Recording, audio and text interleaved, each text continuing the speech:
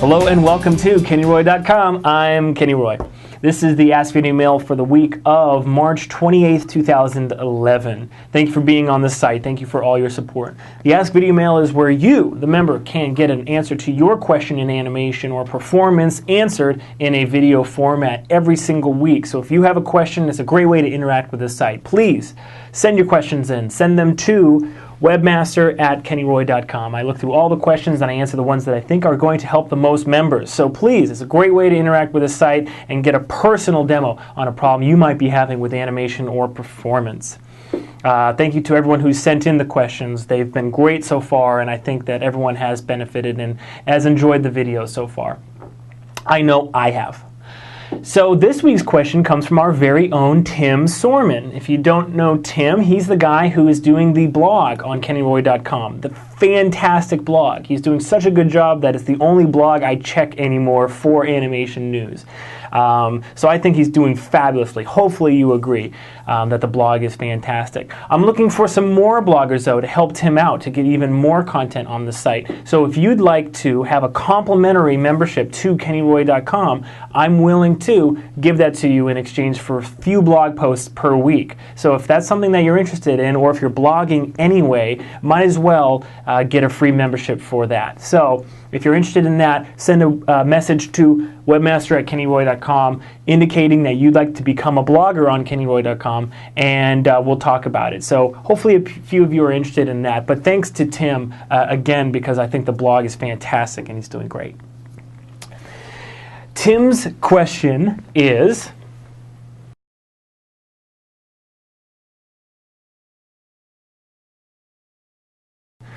well, I love this question because weight is such a difficult thing to portray. What we have to do is go all the way back to the issue of materials. Okay? Where do we start? Let's take the example of like an ant. An ant can carry something like 200 times its own weight. 200 times its own weight. That's insane. I'm not even sure if it's 200, but it's something crazy. It might be 50, all right? But whatever it is, actually, you know what? Let's not be lazy. Let's actually find out, okay? 50 times. All right, so it's 50 times. Well, at least that's the first result on Google. So 50 times its own weight. Now, how is that possible? It turns out that the materials an ant is made from, basically the ant exoskeleton, at the size of an ant, is extremely structurally strong. So at that size, those materials really hold up. Okay, now let's think about a big creature. Of course, bone density and things like that are higher and higher and higher the bigger you get, of course. But there is a limit. There is a threshold to the materials, the strength of those materials. So, in order to sell weight, the only trick, the only real, like, this is like across the board what you can apply, and that's why I like to put into the video mails, the across the board tricks, okay, is that you want the materials to basically break down and to animate things like follow through and overlap according to which materials are going to break down. Okay? So with characters, you have muscles, the sinews, cartilage, stuff like that, and bone. So with cartilage, which is the easiest to break down, what does that mean? That means on a character with that's really huge, with big ears, that when it takes a step, its ears are really going to overlap. But the rest of the step is not going to be all that changed, all that different. Why? Because bone density, the bones and the muscles basically do scale well. whereas cartilage does not. Case in point, a human. If we take a step and we land really hard, our ears are not going to flap, basically because they're small enough that the strength of cartilage as a material is strong enough that it's going to hold them pretty much in place. They'll move a little bit, of course. But an elephant, for instance, has these gigantic ears that are really going to just flap, right? Because of all that weight. So, and it doesn't matter what kind of creature you're talking about. Dinosaurs don't have ears, or they don't have external ears, but like a very, very large cat, like a lion, if it's stomping towards you, you really want those ears to be overlapping each step. Whereas if it's moving at you with those ears still, it looks like a house cat. And it's very, very, very subtle. But humans, we have things like gravity and inertia hardwired into our brains. It's a survival instinct that we can pick out these things, okay? So just that little difference of a cat walking towards you like this with its ears nice and stuck, and a lion with each step those ears are overlapping, sells the whole thing. So you want to, in your animation, look for places that you can use the fact that certain materials don't scale well to your advantage. Another trick is evident in this shot. This is a shot that we animated for a show called Destination Truth, which is on the Sci-Fi Channel. Okay? You'll notice that as the character takes a step, every single step, those legs have what we used to call knee wobble on King Kong. And knee wobble is actually just the twist control on the knee, and it basically overrides the knee pull vector, if you're interested in the technicals of it. Now, that twist control basically makes it so that the knee can go back and forth without affecting the foot rotation.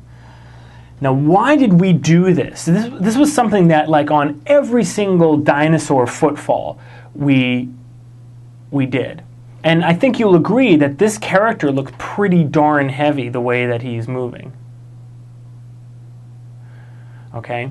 Now, why is knee wobble kind of one of those across-the-board kind of tricks for large creatures? Why? Here's why. Your quads, okay, are very, very, very strong muscles.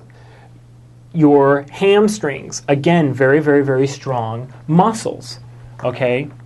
However, your abductors and your adductors are very, very, very weak muscles, okay? So let's look again, okay?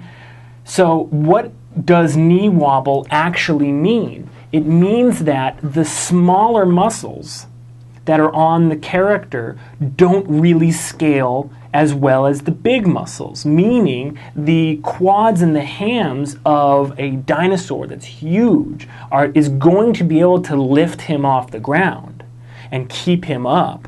But when that huge force comes down, the abductors and adductor muscles in between that control, that keep the knee in line, are not going to be able to like hold that knee in from wobbling back and forth.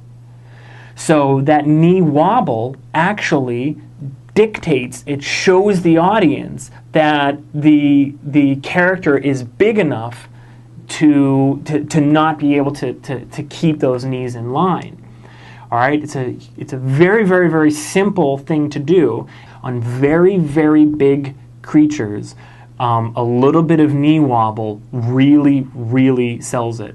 But I wanted to tell you first what it all ties into, which is materials scaling well. All right, an ant. Let's go back to the ant. An ant, that exoskeleton. Okay, there's a reason that ants are the size they are, and they're not 50 feet tall. Because an ant that's 50 feet tall would completely crush under its own weight. That exoskeleton does not scale indefinitely either, okay? So just whenever you are animating weight, the overall answer is whenever you're animating weight and you really want to sell the enormity of the character, go deep into that character and decide what kinds of things can you animate to show that the materials do not just scale perfectly across the board. Everything doesn't scale perfectly together. The first thing that's going to break down is like the cartilages and the sinews. Basically anything that is like, cartilage, like your ears, is definitely good. Like if it has a wobble or like a gobble or some sort of like neck. On Kong, the brontosauruses had kind of like a little bulge right here. Okay, if you can, on each motion when it comes to a stop, and it's not just animating something slowly, because muscles do scale pretty well. We have some gigantic creatures on Earth, and they have plenty of muscle to hold them up. But when they come to a stop, that little bit of overlap really, really sells a lot. Okay, so don't just put your characters in slow motion and think that's it. You need to have regular speed movements with lots of overlap where the materials are breaking down. So look at the cartilages and then look at the small muscles. When you're working out, you work out the beauty muscles. You're doing curls because you want big biceps, and bench press because you want big pecs, right? And shoulder presses because you want big shoulders. But are you working out your abductors and adductor muscles inside your leg? No, probably not, right? You're doing squats because you want big quads, that kind of thing. As you go up, those muscles do not scale as well, and it can really sell weight, as you can see with this shot. Let's take one more look at it, and you'll see what I mean.